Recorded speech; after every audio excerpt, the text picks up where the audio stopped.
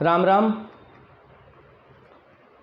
भारत के जितने भी किसान भाई हैं, आज मैं उन लोगों के लिए एक विशेष सूचना पहले से ही अपलोड कर देता हूं और आप लोगों को इस जानकारी को बड़ी अच्छे से समझना है ताकि आप इसका लाभ उठा सकें।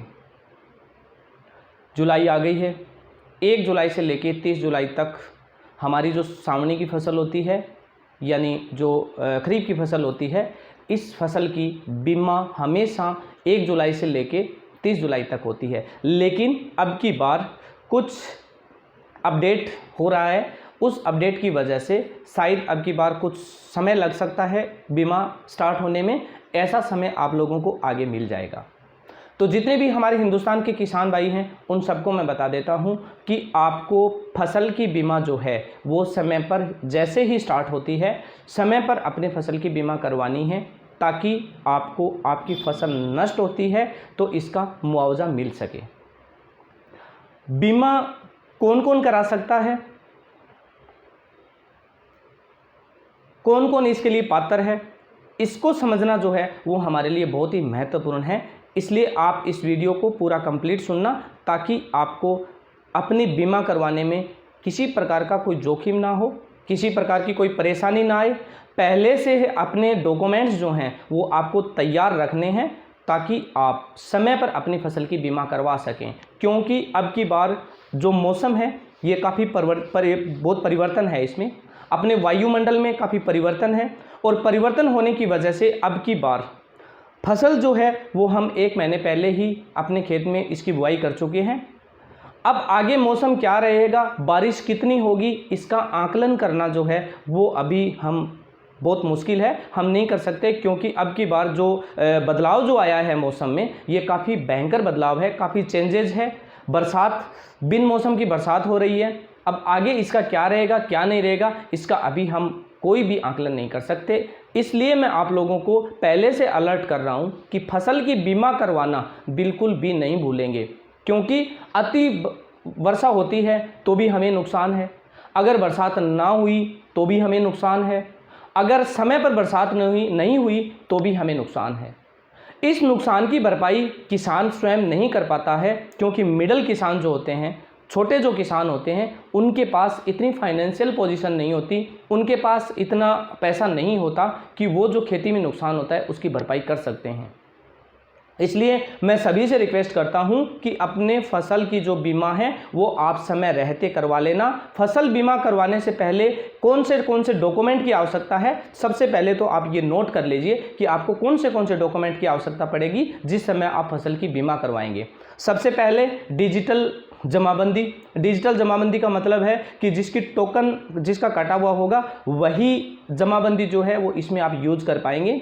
नंबर 2, आपके बैंक की पासबुक जो किसान के स्वयं के नाम से होनी चाहिए, किसी और की नहीं होनी चाहिए। एक शपथ पत्र जो बुआई प्रमाण पत्र बोलते हैं कि आपने अपनी खेत में कौन सी फसल लगाई है, इसका स्व घोषणा पत्र होता है जिसको आपको स्वयं को लिखना है यानी लिखवाना है और आपको स्वयं को साइन करके देना है कि मैंने मेरे खेत में मूंग की फसल लगाई है, बाजरे की फसल लगाई है, ग्वार की फसल लगाई है या मोठ की फसल लगाई। जो भी आप फसल लगाते हैं उस फसल का ब्यौरा आपको उस प्रमाण पत्र में देना है और उसको आपको सिग्नेचर करना है। ये 3 दस्तावेज आपके पास होने अनिवार्य हैं, उसके बाद आप फसल की बीमा करवा सकते हैं।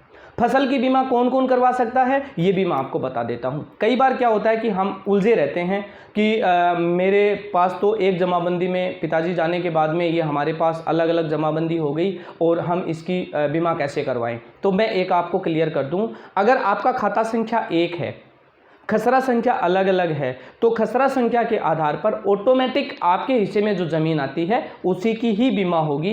एक जमाबंदी के अंदर अगर 1 से अधिक लोग हैं तो सब लोग अलग अलग अपनी फसल की बीमा करवा सकते हैं, उसमें किसी एक की ज़रूरत नहीं है, वो अपने अपने में जितने हिस्से में आती है उसी की बीमा करवा सकते हैं।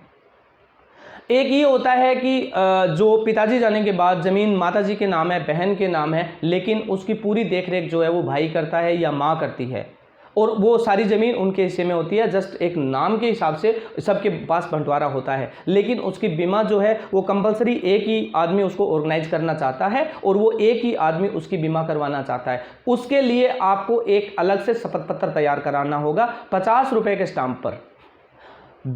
जो एक व्यक्ति फसल की बीमा करवाना चाह रहा है और 2 व्यक्ति जो हैं वो उसकी सहमति दे रहे हैं, वो दोनों व्यक्ति उस पर सहमति देंगे कि हम अपनी ज़मीन का जो हिस्सा हमारे हिस्से में आ रहा है, हम इस व्यक्ति के नाम पर हम इसको पावर दे रहे हैं कि इसकी बीमा ये करवा सकता है, इसकी पावर ऑफ टर्नी हम इसको दे रहे हैं। उसके बाद जो सिंगल व्यक्ति है वो उसकी बीमा करवा सकता है। कुछ किसान ऐसे होते हैं जो ज़मीन किसी और की होती है लेकिन वो हिस्सेदार होता है। अगर हिस्सेदार फसल की बीमा अगर स्वयं करवाना चाहता है तो जिसके नाम से ज़मीन है वो एक शपथ पत्र उसको स्टाम्प पर लिख के दे देगा कि एक फसल के लिए ये किसान मेरे खेत में हिस्सेदार के तौर पर मेरे खेत में ये बुआई कर रहा है, मैं इसको पावर देता हूँ कि ये एक फसल के लिए जो बीमा करवा रहा है इस बीमा राशि में वो अपने नाम से करवा सकता है। ये अधिकार जो ज़मीन का मालिक होता है वो देता है। वो अधिकार सिर्फ और सिर्फ एक फसल के लिए होता है। अगर आपने किसी की ज़मीन हिस्से में ली है, जैसे सावनी की फसल है, एक सावनी के लिए अगर किसी ने आपको हिस्से में दी है, यानी ज़मीन को बोने के लिए दी है, बुआई के लिए दी है, तो वो एक फसल के लिए आपको एक पावर देगा, जिस पावर में लिखा हुआ होगा कि ये व्यक्ति मेरे खेत में हिस्सेदार है और ये फसल लगाता है, मैं इसको पावर देता हूँ कि ये मेरे खेत की जो बीमा है वो अपने हिस्से में करवा सकता है। बंटाईदार अगर कोई है तो बंटाईदार में भी वो सेम बराबर का वो शपथ पत्र लगेगा और शपथ पत्र में वो बंटाईदार के हिसाब से भी वो फसल की बीमा करवा सकते हैं। इसलिए आप जो सारी चीज़ें जो है वो मैंने आपको क्लियर कर दी हैं। इसलिए आपको समय पर अपनी फसल की बीमा करवानी है, न कि आपको डिलाई करनी है और आपको लेट करना है, क्योंकि सर्वर की प्रॉब्लम होती है, कई बार टेक्निकल प्रॉब्लम होती है। हम लोग लास्ट डेट होती है तब डॉक्यूमेंट लेके भागते हैं और बीमा करवाने से वंचित रह जाते हैं।